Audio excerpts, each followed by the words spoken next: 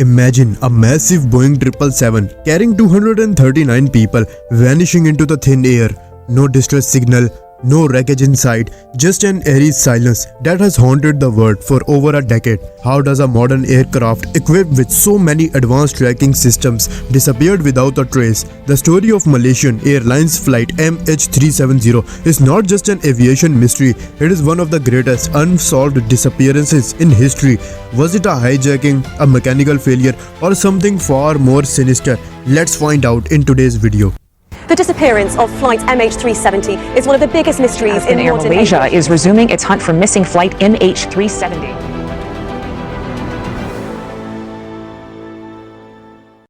It was the date of 8th March 2014. Flight MH370, an aircraft of Malaysian Airlines, was about to take off from the Malaysian capital Kuala Lumpur and landed in Beijing, the capital of China.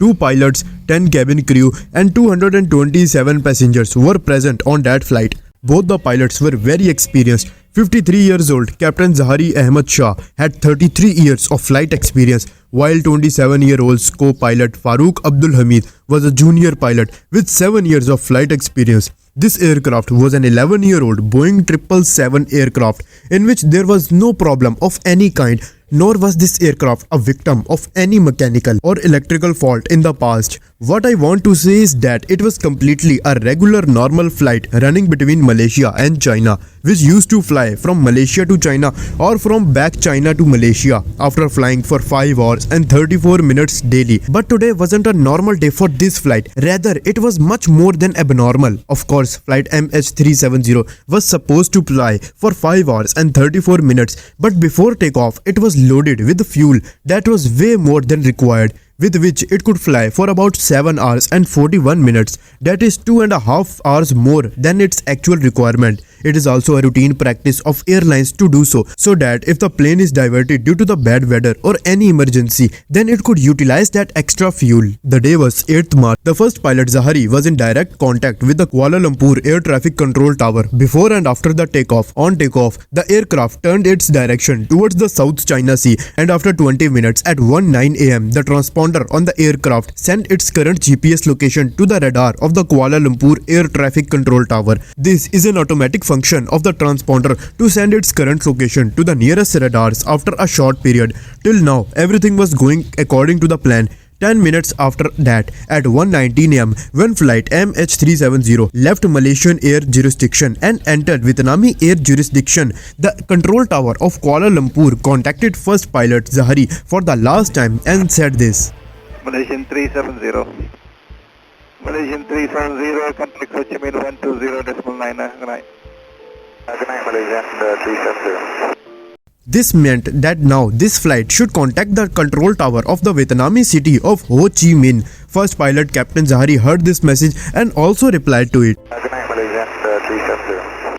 Neither the control tower nor did the Captain Zahari knew that this good night message was going to be the last message to be received from this flight. At this time, a full 37 minutes had been elapsed. Now, it normally happens that until the plane reaches its destination, it stays in contact with the air traffic control tower of any major airport coming in its way, and similarly, it was expected to happen here also. But everything that was going on normally till now started becoming abnormal. Yes, exactly 3 minutes after his last message at 1:21 am, flight MH370 suddenly disappeared from the radar. That is, the plane had completely disappeared from the radar of both Kuala Lumpur and Ho Chi Minh.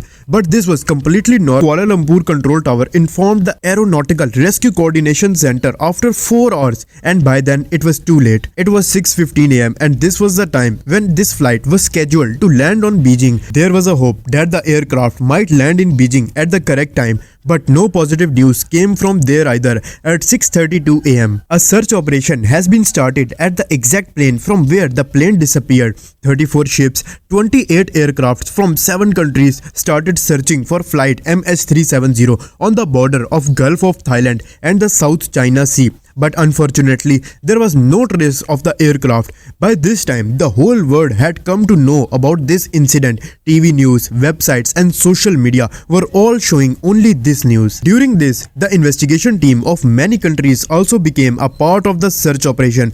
No one was really able to understand the reason behind sudden disappearance of the aircraft from all the radars. This search operation continued for the next 4 days, but still there was no trace of the aircraft. But then on the 4th day, a news came which shook the entire rescue operation team. When flight MH370 disappeared from the radar at 1:21 am on 8th March, it had disappeared from the civilian radar, but it remained on the radar of the Malaysian military for the next 1 hour. And what happened after that was like, after disappearing from the civilian radar for a few minutes, the aircraft started moving towards the right and then took a U-turn and turned back to Malaysia. After 31 minutes, the aircraft crossed the Malaysian city of Penang and then turned towards the Malacca Strait. Flight MH370 was last detected up to this point in the Indian Ocean as far as the range of military radar could detect, and the time was about 2:22 am. After this, MH370 neither showed up on the military radar